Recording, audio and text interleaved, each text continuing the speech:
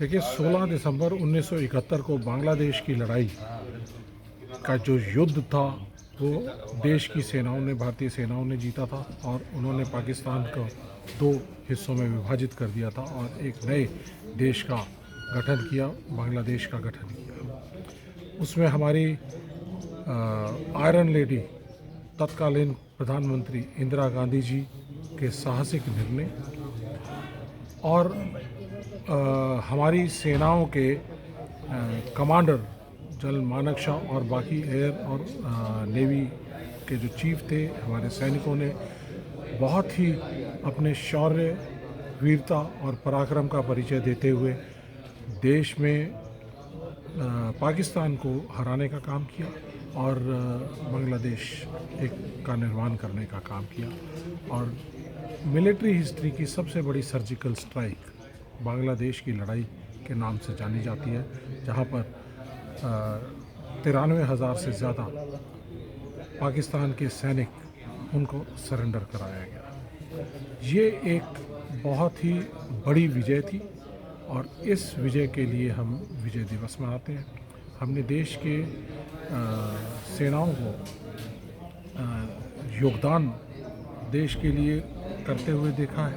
आज हम देश के सैनिक और पूर्व सैनिक मिलके इस विजय दिवस को गोहाना की पावन धरती पर मनाना चाहते थे, तो इसलिए हमने सब लोगों ने मिलकर इसको एक अच्छे आयोजन के तौर पर हमने इसको मनाया, जहां पर पूर्व सैनिकों की समस्याओं को सुनने का काम किया गया। ऐसे स्टॉल्स लगाए गए ताकि उनकी जो पेंशन, इंश्योरेंस, बैंक, स्पर्श, डीपीडीओ, इस तरह की अलग अलग समस्याओं को हल करने का काम किया जाए। दूसरा हमने जो 51 वीर नारी जो इस सोनीपत डिस्ट्रिक्ट की हैं, उनको सम्मानित करने का काम किया। ये सेना के अधिकारियों ने, सेना की यूनिट ने और हम लोगों ने मिलकर ये काम किया। सर, क्या लगता है आपको पूर्व सैनिकों के लिए सरकार क्या काम कर रही है? देश की सरकार ने देश की सुरक्षा प्रणाली के साथ खिलवाड़ करने का काम किया है। उन्होंने देश के सैनिकों को बांटने का काम किया, अग्निपथ, अग्निवीर स्कीम लाकर देश की सेना को कमज़ोर करने का काम कर रहे हैं। डिसेबिलिटी पेंशन्स को ख़त्म करने का काम कर रहे हैं। देश की सेना को राजनीतिकरण करने का काम कर रहे हैं। कभी उनसे जिन हाथों में हथियार होने चाहिए, उन हाथों के अंदर कभी वो मेरी मिट्टी मेरे देश, कभी सेल्फी पॉइंट और कभी अपने प्रचार तंत्र का हिस्सा बनाकर उनके हाथ में प्रचार के लिए पोस्टर बांटने का काम कर रहे हैं। तो ये देश की सेना को कमज़ोर करने का काम कर रहे हैं। और जहाँ तक बात है देश के पूर्व सैनिक इस टाइम पे पूरी तरह से आहत हैं, आंदोलित हैं, क्योंकि उनकी जो मेन डिमांड 1 रैंक 1 पेंशन की जो डिमांड थी, उसको इन्होंने पूरा नहीं किया है। बीजेपी सरकार ने 1 रैंक 1 पेंशन की जो भाग 2 था, उसके अंदर इतनी ज़्यादा विसंगतियां पैदा कर दी हैं कि जो जेसीओ और जवान की पे भी और पेंशन कम करने का काम किया है, उससे हमारे के सारा जो पूर्व सैनिक समाज है वो आहत है, आंदोलित है। संसद भवन के अंदर घुसपैठ जिस तरह से हुई, उसको क्या लेकर क्या कहना चाहोगे? देखिए, संसद भवन हमारे देश का दिल और धड़कन है।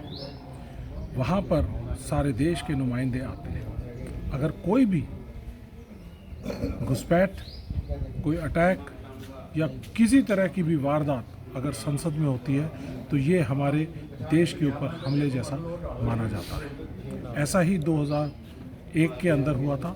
13 दिसंबर 2001 को उस समय पर जैश ए मोहम्मद ने अटैक किया और 7-8 हमारे जो सैनिक हैं वो घायल भी हुए, उनकी शहादत भी हुई।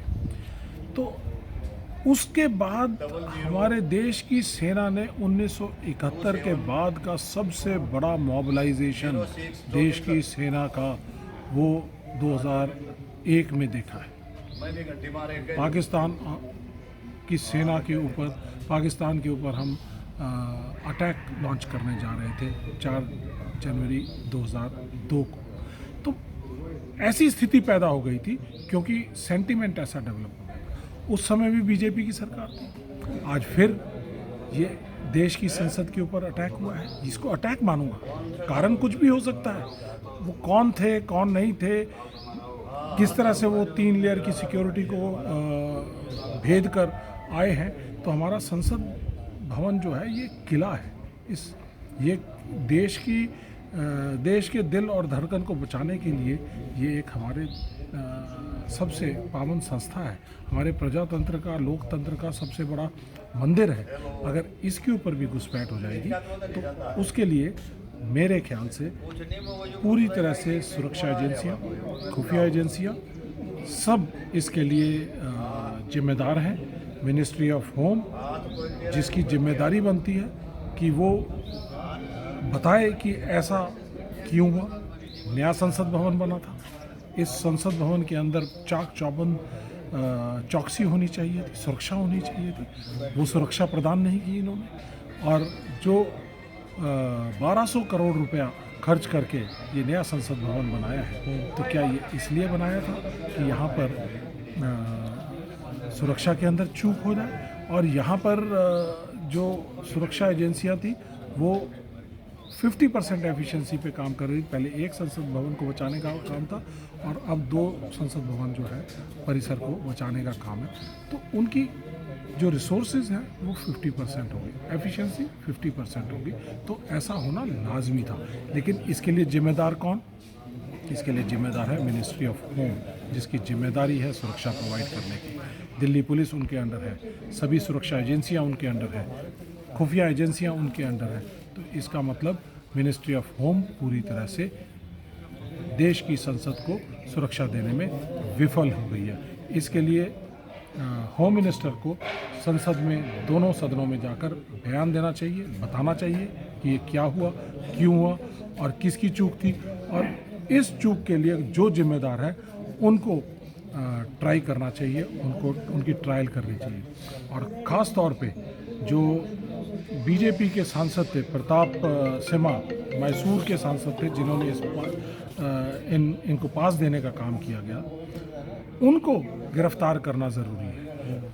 अगर संसद में हम एक छोटी सी बात के पीछे राहुल गांधी जी की सदस्यता को ख़त्म कर देते हैं, एक सवाल पूछने के नाम पे महुआ मोइत्रा जी की संसद की सदस्यता को ख़त्म कर सकते हैं, तो आज ये क्यों यहाँ पर बैठे हुए हैं? इनकी भी संसद की इमीडिएटली सदस्यता ख़त्म करनी चाहिए। और इनके गलती की वजह से 500 से ज़्यादा सांसद, उनकी जान को खतरा हो सकता था, देश की गरिमा को खतरा हो सकता था, देश के प्रजातंत्र को खतरा हो सकता था। तो ऐसे सांसद को तुरंत प्रभाव से गिरफ्तार किया जाए, तुरंत प्रभाव से इनको निलंबित किया जाए और उनकी सदस्यता ख़त्म की जाए। एक तरफ पीछे उसके हमले के जिस तरह से अंदर जो घुसपैठ हुई, उसके पीछे जो है महंगाई और बेरोजगारी भी मानी जा रही है, क्योंकि वो बता रहे थे कि महंगाई है, बेरोजगारी है, नौकरी नहीं मिल रही उनको। देखिए, उस दिन की हेडलाइन जो थी न्यूज़पेपर्स की, वो ये थी कि बेरोज़गार इंजीनियर, रनिंग करने वाला एक बेरोज़गार बच्चा, एक टैक्सी ड्राइवर और एक बेरोज़गार महिला। तो ये कहीं ना कहीं देश के सेंटीमेंट को दर्शाता है। ये जो भी कोई काम हुआ है, जो भी कुछ उन्होंने किया है, रास्ता जो अपनाया है, बिल्कुल गलत अपनाया है। लेकिन इसके साथ साथ ये संज्ञान लेना भी ज़रूरी है। ये मैटर ऑफ इन्वेस्टिगेशन है, क्या सच्चाई निकल के आती है वो हमें नहीं मालूम। लेकिन एक बात बिल्कुल तय है कि देश की सुरक्षा के ऊपर, देश की संसद के ऊपर कहीं ना कहीं खिलवाड़ हुआ है और उसके ऊपर हमला हुआ है, घुसपैठ हुआ है। दूसरी चीज़, अगर ये युवा बेरोज़गार थे, उन्होंने जो रास्ता अपनाया वो गलत है। लेकिन इसके पीछे भी एक सेंटीमेंट के बारे में आपको जानना ज़रूरी है कि अगर ये बेरोज़गार हैं, पढ़े लिखे हैं और इनकी आवाज़ जिस तरह से सुनने में आ रहा है या अखबारों के ज़रिए जो पता चल रहा है कि वो कभी जंतर मंतर पर, कभी किसान आंदोलन में, कभी कहीं पूरे देश भर में आंदोलन करते रहे, उनकी आवाज़ को दबाया गया, उनको फ्रस्ट्रेट होकर उन लोगों ने ऐसा स्टेप उठाया है। तो ये देश के युवाओं की फ्रस्ट्रेशन दर्शाता है। अगर बड़े परिप्रेक्ष्य में, बड़े पर्दे पर देखना चाहोगे तो देश का युवा आज रोज़गार चाहता है, देश का युवा देश की सेवा करना चाहता है, देश का युवा देश के लिए काम करना चाहता है। तो इसलिए बड़ा ज़रूरी है कि जो भी ये कार्रवाई हुई है उसके अंदर कहीं ना कहीं बेरोज़गारी और जो समाज के अंदर जो फ्रस्ट्रेशन है वो कहीं ना कहीं दिखाई देती है और इसका संज्ञान सरकार को लेना चाहिए।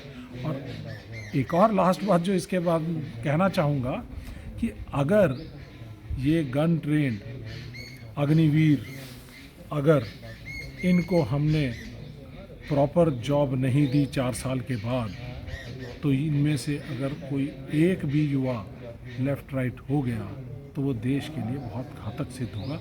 इसलिए तुरंत प्रभाव से इसका संज्ञान लेते हुए अग्निपथ स्कीम को ख़त्म किया जाए, अग्निवीर स्कीम को अग्निवीर जो है उनको नियमित सेना के अंदर भर्ती किया जाए। वही युवा के लिए, अग्निवीरों के लिए, अग्निपथ स्कीम के लिए, देश की सुरक्षा के लिए सही होगा।